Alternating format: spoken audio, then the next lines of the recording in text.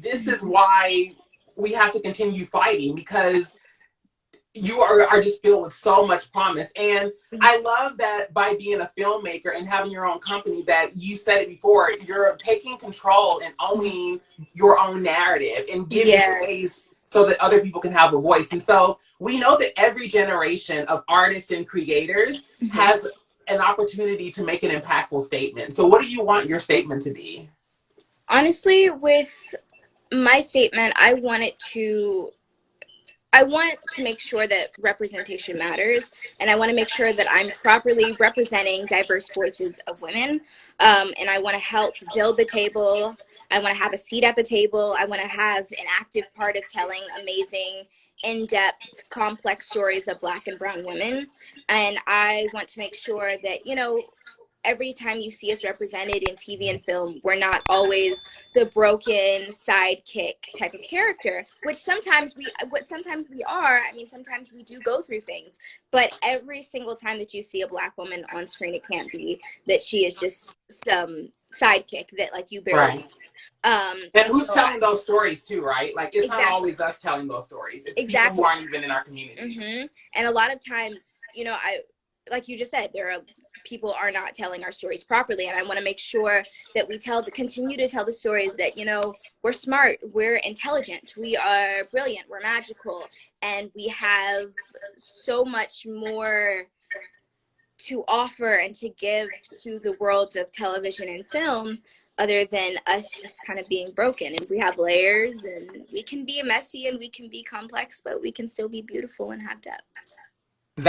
I think that this is definitely the time right now in film, television, and music where we get to show our depth. I think that there's two messages that we're sending, right? One is that we aren't monolithic, like we're all different, and we have sub-identities even within the Black community. And then the other piece is that we're not single axis. We get to have all of these different layers and access each and every one of them simultaneously. And we get to bring them into every space.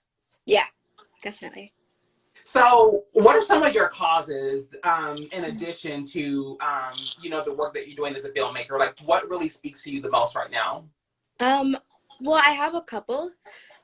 One that a couple. So mental health in the Black community is something that I definitely like to talk about, because as a young Black girl, I have struggled with anxiety. I know what it's like, and I feel like it's something that isn't talked about as much. And I want to make sure that, not only just kids, but Black kids specifically can also feel comfortable and open with what they're feeling. And I want to, remove the stigma of the fact that, Black and brown girls and boys can't have feelings, and they can't be sad, and they can't be depressed. So that's one thing that I'm very passionate about. Another thing is colorism. I think that, I know my privilege as a light-skinned woman, and I want to make sure that I am a part of, moving this movement forward when it comes to making sure that dark-skinned women especially are given the same opportunities that light-skinned and white girls are given in the industry. So with whatever I can do to help that stigma move forward, then I definitely want to do that. Also, racial justice is something that I'm also super passionate about, women's rights, and then also gun violence. I'm from Washington, D.C., and so even though it's not talked about as much as some other states or cities talk about gun violence, but gun violence is a big issue when it comes to D.C. as well. So I want to make sure that I'm also giving a voice to all the people that's affected by gun violence, especially in my, it's not a city, but like where I grew up, and want to make sure that I'm bringing I'm bringing awareness to what's happening in DC as well. And also the Bring Home Our Girls, which was a major thing back in like 2017, 2018. And I never necessarily looked at it as like, it was never like a focus for me until actually a girl that I went to middle school went missing. And so then that's kind of what sparked that in me to make sure that I was also speaking up about that. And so including like violence to trans women, Black and brown girls, like I just want to make sure that I'm also giving a voice to the girls and boys that, you know, get taken every day and nobody speaks up about it. So those are some of the things that I'm very passionate about. Wow. Like honestly, like you are just such, like, I'm thinking, like, when can we vote for you? Like, when, like, what office are you going to run for first, and when can we vote? Thank you. Like, I think that is so brilliant, especially what you said about mental health, because this May is Mental Health Awareness Month, actually, Yeah. if I'm not mistaken. And I am actually diagnosed bipolar schizoaffective, and I had that diagnosis since I was like 12 years old. And so I remember growing up with that shame around, you know, just feeling like I wasn't normal. I mean, it's hard being young to begin with, and like peers and like peer pressure, all these things, but people weren't really talking about mental health because my mother and my mother's mother, it was all about survival, and survival didn't always make space for healing trauma, right? So we didn't get to talk about the way that our active oppression took a toll on our mental health. And so fast forward, it's such a beautiful thing to see that that mental health is being centered in Black and brown communities, and that it's being seen as a key ingredient to our sense of liberation and joy and happiness. So thank you for bringing that up. And I think, and I think that for those of us who answered the call of advocacy, there's something deep down inside that inspires us to be the best version of ourselves. Yeah. Who would you say brings that out of you? I definitely would say that it's my mom and my Nana and all of, you know, just the strong Black women that I grew up around that are in my family. You know, my mom and my Nana have always been just open and transparent about just like growing up, and both of them, they grew up in the South, and especially my Nana, she grew up in the South she was born in the 40s. So what that was like growing up in the South during that time. So definitely those two women, especially, they help me and they inspire me to continue to be a strong Black woman in America and make sure that I am never holding back on what I believe in and biting my tongue and making sure that I speak up for what I'm passionate about, and that I don't just sit back and observe. And that, you know, when we see all these incredible people on the TV and outside that are fighting for our lives, basically, to make sure that I'm also a part of that movement, and that, you know, with whatever I do, I never take any opportunity for granted, because it is a privilege to be here. And also a part of that, knowing that just because everything is going well right now, I also have to make sure as a young Black girl in the industry that I am working just as hard as my counterparts, because sadly that is the world that we live in. But yeah, my mom and my Nana, those two inspire me a lot. That's fantastic. And I know that, speaking of that mother-daughter relationship, I know that you play Pearl, who's Mia's daughter, and Mia is played by Kerry Washington. Yep. I'm not going to spoil the storyline, so don't worry for those of you who haven't went through the series, but we know that there are definitely some tense moments in the show, but we know that consistently that Pearl and Mia have this unbreakable bond. So what are some of the parallels of your on-screen mother-daughter relationship and off-screen? Well, I think a major thing is just, you know, the love that me and Pearl share for each other is the love that my mom and I share for each other.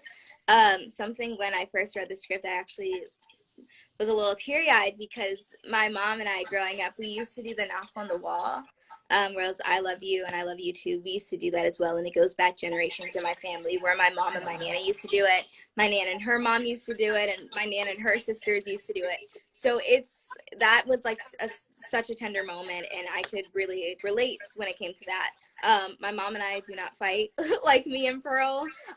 We are not going through any of the things that me and Pearl are going through, but I think that the major similarity that we have is just the love and the bond, and, you know, the unconditional love that they have for each other is what my mom and I share with each other as well. Now, I also understand that you have an equally loving relationship with your father, to whom you attributed your taste in music. So I don't know about anybody else, but if I was your mama, I would feel some kind of way that you gave him all the credit. No. My mom, trust me, it was both of them. It was both of them. My mom and my dad. They were their taste in music is immaculate. So who did you grow up listening to around the house?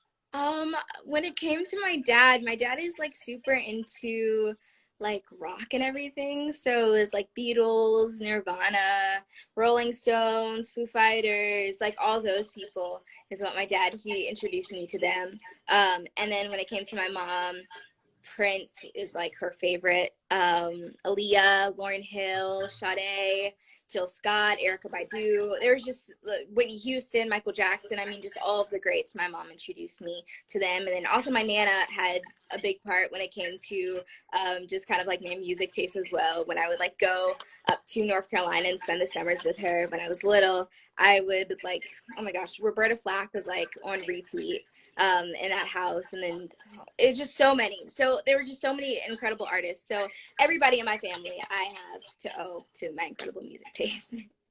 I think that's so amazing that you grew up with eclectic influences in music, because when I grew up, I remember listening to rock and listening to R&B. Yeah. And I remember sometimes even getting made fun of at school because they would say that me and my sister were trying to be white because we listened to like different types of music. Yeah. And so one of the things that I love about the Afro Punk community even is that we don't subscribe to those limited perspectives on what it means to be Black and to express ourselves and where our experiences show up. So who are you listening to now? Who are some of your favorite artists? Okay, I love J. Cole. I love Kendrick. I love SZA. I love, oh my gosh, Janae Aiko. I love Summer Walker. I love Kehlani. I'm still listening to, you know, all the old school music. Week by SWV has like been on repeat. I don't know why, but it's just like that's been my jam lately. Megan Thee Stallion, Beyonce. There's just so many, Lil Uzi, just like everything, everybody. Nicki, I love it all. So if you could do a duet with anyone, who would it be? Ooh, that's such a good question. It can be more than one person. I would love to do a duet with either Jill Scott, or I would also love to do a duet with, if it could be three people at the same time, it would be me, Alicia Keys, and Maxwell all together singing. Like Alicia Keys was one of my first concerts, and I like absolutely loved her growing up, and then I also loved Maxwell growing up. So to sing with them would be like an absolute dream come true. How old were you when you went to the concert? Well, my first concert was Black Eyed Peas. I was oh my gosh, was I like 8? Maybe 8? Yeah, I think I was like 8. And then for Alicia Keys, I was like 9 or 10. So Alicia Keys, the Alicia Keys concert was like mind blowing to me. I was so excited, and then Miguel came out and performed. It was like I was living. I was absolutely living. Your childhood was litty. At 8 years old, I was still playing with Legos in the backyard. That's so amazing, and it's really interesting too because I actually went to my first concert last year actually, and it was Garbage because I'm friends with Shirley Manson, but I had a lot of anxiety growing up, obviously, and so the idea of being at a concert, I actually won Tool tickets off the radio, and I was and I was so nervous that I gave them to this girl that like I was just like, here, like I know you like them. But the other piece is my mother was always like, you're not even 18 years old yet. And in Kentucky, there's this idea that you aren't old enough, depending on the venue, some of the venues, you have to be 18 or older to be able to be there. Yeah, absolutely. And so, but speaking of being 18 and older, I want to make a transition into politics, obviously, because this is Politainment. So we talk about, again, socio-political commentary, entertainment, and pop culture, and how they commingle. And you being 16 years old. I know that in DC, you can pre-register to vote Yeah. At 16. But I know that there's this national conversation happening right now around what it would look like to lower the minimum mandatory age for voting in the federal election. And so people like Ayanna Pressley from Massachusetts, who's super amazing, are talking about doing something called, in 2018, they did the Vote Amendment Act of 2018, which was an extension of HR 1, which was the For the People Act. And so what they're proposing is that that the voting age be lowered from 18 years old to 16 years old. Yeah. And what people don't know is that this isn't the first time that that's happened. The voting age used to be 21 years old. And in the 1960s, they started drafting people to fight the Vietnam War. And so people were like, wait a minute, we're old enough to fight and die for this country, but we're not old enough to vote for this country. We need to change that. Yeah. And so they lowered the age to 18 years old. And so now the conversation is people like me and you, because I worked my first job at 13 years old, because in Kentucky, you only had to be a couple of months away from 14. And we pay income taxes, and especially you being under 18, but you can't vote. So what are your thoughts about that? My main thing is that if the government deems me mature enough to pay taxes, I think that I'm mature enough to have my voice heard as it relates to the leaders and policies that impact me and my community.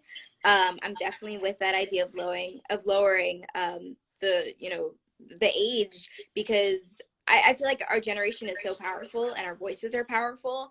And I think that, you know, we have so much to say. And at the end of the day, when you look at who right now is fighting to make our country better, it's Generation Z. And so when I look at it sometimes, I'm like, okay, so we see the adults that can vote and they aren't necessarily making the best choices, but here the 16-year-olds are, or the under 18-year-olds that are out there fighting for this country and making sure that, you know, everything is run smoothly and that everybody is treated equally, yet we can't vote, or, you know, we're advocating, yet we can't vote. And I think that also when I say that, like, I feel as though I'm mature enough to have my voice heard as it relates to what's happening in my community. Even right now with like COVID-19, Black people are being proportionally impacted. Like we are the ones that are being impacted most by COVID-19. Yeah. And especially, like I said, I'm from DC. I was born in PG County, and right now PG County has the highest percent of Black people in the state of Maryland, and highest percent of Black people when it comes to wealthy or the highest percent of wealthy African Americans in Maryland as well. But it has the highest percent of Black people dying from COVID-19. And I think that it's important to stand up and to speak up for what's happening right now, because we aren't allowed to vote, yet the people who can vote and the people that are our leaders are the ones that are ultimately failing this country right now, and are the result of over 70,000 people have died. And it shouldn't have ever gotten to this point, especially when this started in a country that didn't even start here. Like, this didn't start in the USA. But how do we have more deaths than anybody else? We shouldn't have more deaths than China. We shouldn't have more deaths than Italy. Yeah. This didn't even start here. So I definitely believe that, you know, the voting age should be 16. And I think that it would be an incredibly smart choice. And I think that, not necessarily thinking that, you know, the world will ultimately get better, because there's always going to be work that's going to be done. But I feel as though when you do lower it to 16, there may be a bit of a difference when it comes to what happens when it comes to voting registration. And I think I don't know, I think everything becomes, you know, more aware that people give us credit for. You know, we are more aware than what people give us credit for. And, you know, we are ultimately the ones that are going to save the day and change the world. So, yeah. And I believe that. And to your point, we saw the way that Gen Z showed up. I mean, even with the Parkland shootings and even like environmental activists, we even saw like Mari Copeland, I believe her name is, who was 9 years old, who stood up and gave this powerful speech that came for every Harvard grad's wig. Like, just like, she was so tapped in, because what people don't realize is that while education is important and we definitely celebrate that, I don't need a master's degree to be able to tap into my own experiences in a system that's broken and how it's disproportionately impacted me. Yeah. Like we don't exactly. like we don't need that. You know what I mean? And so I think to your point, the younger people are the future. In every generation, we saw that. We saw that during the Vietnam War. We saw that in every major movement. And to your point about the ways in which we're disproportionately impacted, it's because a lot of the communities who were already barely surviving along the margins to begin with, we are the ones who break the fall of this pandemic. We like when it comes top down, we get crushed every single time. And so I think it's amazing that you're thinking about those conversations. And I'm so excited that I'm not kidding. Like the fact that you're politically engaged this early, I see a huge future for you, even outside of entertainment. And so definitely. So while we're talking about voting, go ahead and vote for your 3 top shows on Hulu that you're watching right now. Ooh, okay. Well, Little Fires Everywhere. Why not? Right. Listen, candidates who are running for office, they're allowed to vote for themselves on the ballot. So why can't you vote for your own show? Exactly. I think it's a good show. I'm not being biased or anything, but like when I watch the show, I can genuinely like disassociate myself from the show and from the cast and from the character and be like, oh wow, this is actually a really good show. Even after the 7th episode, I found myself like, oh my gosh, who sets the fire, who burns down the house, when I knew darn well who did it. But let's see, High Fidelity, absolutely love High Fidelity, and Wu-Tang. Those are my top 3. Yeah. I haven't seen those yet. I've actually been getting into, this is really funny. So for some reason, I ended up in the teen romance soap opera section. And I think it's because, I don't know, listen, teens now, the content, we didn't have that growing up. Like, I remember we were still watching Teletubbies in our freshman homeroom. Like, you know what I mean?